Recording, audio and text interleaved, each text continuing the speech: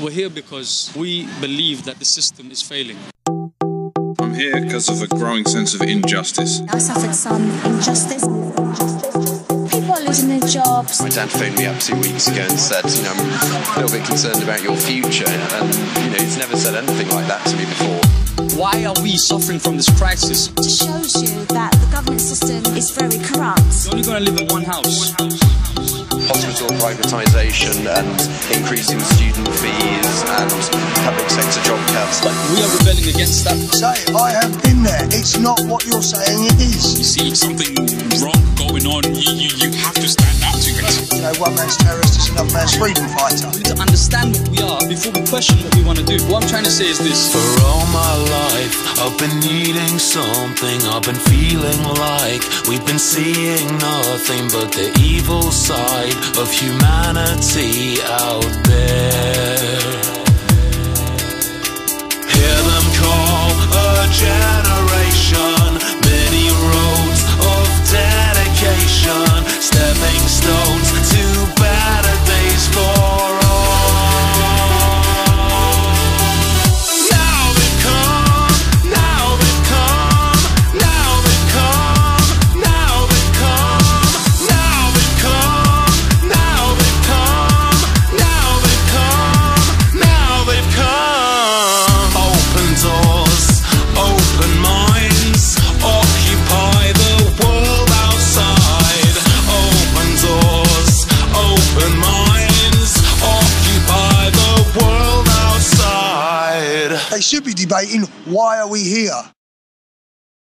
What we're trying to make sure that we spread the word throughout the masses that are here is that there should be absolutely zero violence from this crowd, because we are here to peacefully demonstrate with using our basic human rights.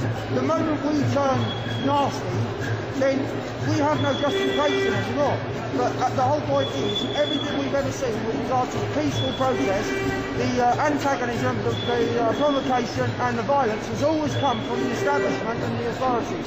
If we show that we are non-violent in every way, they really should leave us alone. Violence only begets violence. Even if we have to just sit down and be dragged away without fighting back, that's fair enough. But we should be allowed and permitted to occupy this part of London to show our disgust with the government, the corporates, the fat cat bankers and the elite. They're the ones getting fatter and fatter while we're counting out how many beans we can put on our kids' plates each so they all get a fair share. This is not going to change until the government sits up and takes notice. All over the world is so disappointed and so discontented with the government and the fat cat bankers and the censorship and the media.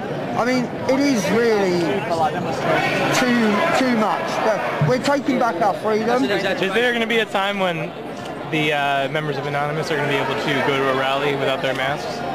Oh, I take my mask off. Yeah, we take our mask off. It's an idea. It's an idea. Yeah. I'll be wearing mine all day, but yeah. it's an idea, and it symbolises the idea. And at the same time, we can recognise each other. You know? So in this crowd, there's loads of Anons, there's even more in the crowd, and you know. In mainstream politics, we don't have an effective voice for opposition. We don't have inspiring thinkers. We don't have inspiring leaders. The erosion of all our freedoms, freedom of expression, freedom of speech, freedom to assemble. We need to just wake up. We need to stand up all together. We need to raise our hands and say, enough is enough.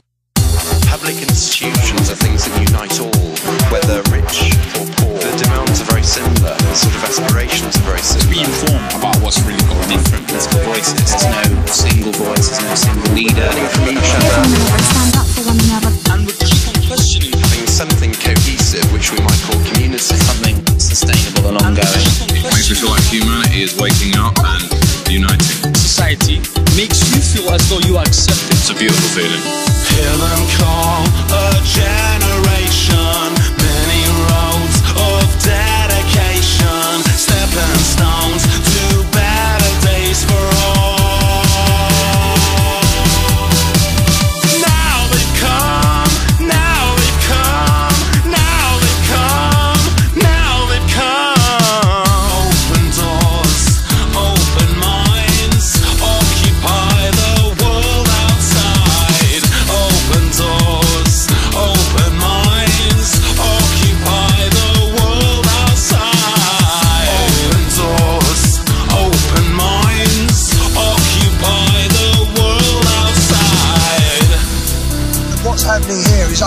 waters. Even if we're a little candlelight within the darkness, that's what we are. And that light is going to grow. If there's enough of us, then we can succeed. Be involved, make your stand. Unite as people. The corrupt fear us, the honest support us, and the brave join us. Hi, my name's Malcolm Blackman. I'm from London. I'm 44 years old. I'm a security consultant. I'm here to protest against the greed of the banks and the corporations. I've been here since day one, since Occupy the World Day, which was October the 15th, and I don't intend to go anywhere until I've been heard. I'm getting a little bit fed up with paying X amount of tax on everything that I do, and it's getting to the stage now where it's time to make a stand and make sure that the people of the world know why this is happening. A normal day for me would be waking up around about 8 o'clock to the sound of the bells. The church, obviously, it's 7:30 Mass, first thing in the morning. We get up to that, maybe have a little clear up around the camp, make sure everything's tidy. Then we seem to spend an awful lot of time doing press calls and photo calls, as obviously the anonymous mask is the face of Occupy London. So our day generally starts with a cup of tea, a few press calls, a few interviews, a bit of tidying up, and then maybe off for breakfast at 11. I've got some very good chefs here. There's a couple of Italian chefs that work tirelessly in the kitchen. They do that all voluntarily, the same as everyone here. Everyone volunteers their services for nothing. The food's all vegetarian, which it's starting to grow on me, but I must admit I am missing my beef burgers. Right, well, I'm not wise enough to have all the answers or the solutions, but at least I've got the will to look for them. And with the right people around us, with the right theologists and the right philosophers, we could probably find a much better solution than we have at the moment. Capitalism isn't working, but I'm not an anti-capitalist. You can't replace one with the other. I suggest a tweak of the two, a mix and match, so maybe some wealth capping, some reforms on the banks. Let's get some heads in a think tank here and get some solutions. Instead of spending all this time figuring out how to get rid of us, why not address the reasons why we're here? I would like to point out, though, that Anonymous UK is not on corporation city land, it's on church land, and we have a great working reputation with the church at the moment. We have a good dialogue with the police, we have a good dialogue with the church. The church, as far as we're aware, the last we heard, the church's stance has not changed. It still supports the people's right to protest and will not put its name to anything that will use force to evict the people from its premises. And that is something we're very grateful to the Church of England for. Thank you very much. Thanks, guys. Hi, we're here at Occupy London, which is the movement here in the UK that's part of the international Occupy movement.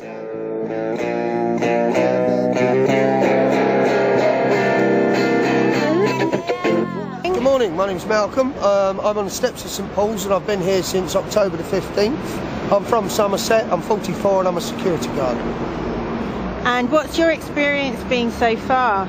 Oh, it's been great. There's been a great carnival atmosphere. The first day was fraught with tension between the police, the Metropolitan Police, and the protesters, or the occupiers. But once we'd settled down for the night and we got the tents up and we weren't intimidated or provoked or pushed off of the site, and the cannon turned up the next day and told the police to go away, we've been pretty much left to our own devices since then. So it's all about raising awareness.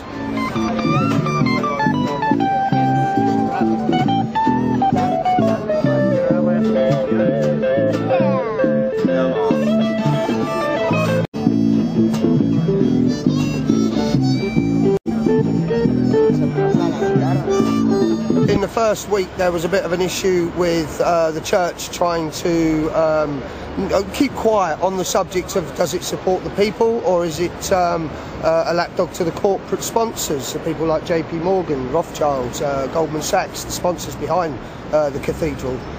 This led to at least one resignation, the canon himself, shortly followed by the dean after him, and that gave pause for thought, and we decided to ask the question, who's putting the pressure on these people to resign?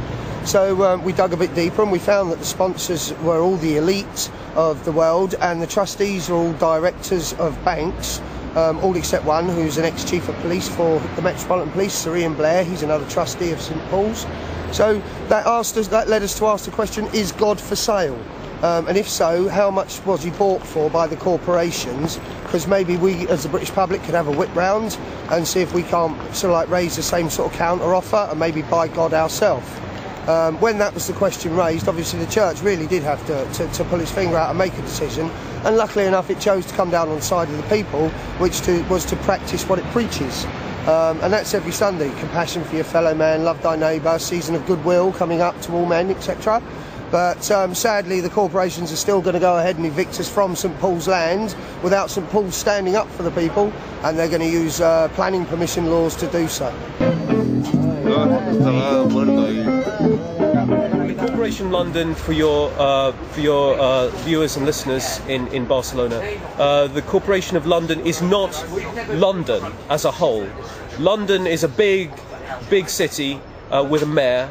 The Corporation of London is a small part of that, and is only about 1 square mile. But on that 1 square mile are the big banks, the big city firms, and it operates almost kind of as an autonomous state. It's more independent than Catalonia. It's more independent than the Basque Country. It's an autonomous state within London, and it governs itself. It has a representative in Parliament. Split Monkey, Sonic Studio, Tim Well. All we've ever known is occupation. And there is no excuse for them trying to take out the tents on this ground, on St Paul's ground, before they've taken it up with St Paul's. Because we're on St Paul's ground, therefore it's St Paul's that is breaking planning permission. We believe the corporation shouldn't come in to take the tents. We believe the church should stand up and say, hang on a minute, Jesus and others were born in tents and yurts. They're very much a part of biblical history. So why are we doing this? Again, we have to make the question, what would Jesus do if he were here? All we've been shown is occupation. Only thing that's wrong is occupation. It's no wonder why we choose to occupy. And have you had any conversations with people from the city, people working here in the financial sector? Yeah, we get two types of people asking questions from the city. We get the daytime ones that genuinely want to know and genuinely want to help. Or they do want to voice their displeasure at our being here, but they do it in a civil manner. It's normally in their lunch hour, and in fact the majority outweigh the minority with regard to the bankers that do come over and support our action. A lot of them aren't very happy in their jobs, but they obviously can't speak out. But then you get the other former banker at 2 o'clock in the morning who's come out of a pub and really shows us the true spirit of bankers in a British banker, because you have a thoroughly British protest here with people being polite, pleasant, nice, no rudeness, no bad manners, no drugs, no alcohol, and then you get the bankers coming home from the clubs at 2 o'clock in the morning who would really like to discuss our being here whilst under the influence of alcohol. They tend to be escorted off the site by the police, screaming and shouting, with the police shaking their heads in disappointment and anguish at our thoroughly British bankers behaving like oiks and yobs, whilst the protesters, who are supposed to be scruffy hippies, are behaving like perfect ladies and gentlemen. And what do the police do when this happens? Well, the police are very much in favour of us. They've said all along that we are probably one of the most peaceful protests they've ever come across, and it's been a pleasure to work with us so far. But you know, they know that time might change. But there is very much a community policing feel here. The policing numbers has died off gradually until you're now just a couple of bobbies on the beat. We do have officers stationed permanently in London Stock Exchange should anything really go mental, and we obviously believe that they're there for the moment that they're given the order to move us. One world, one sun, one occupation. They wage war, they want occupation.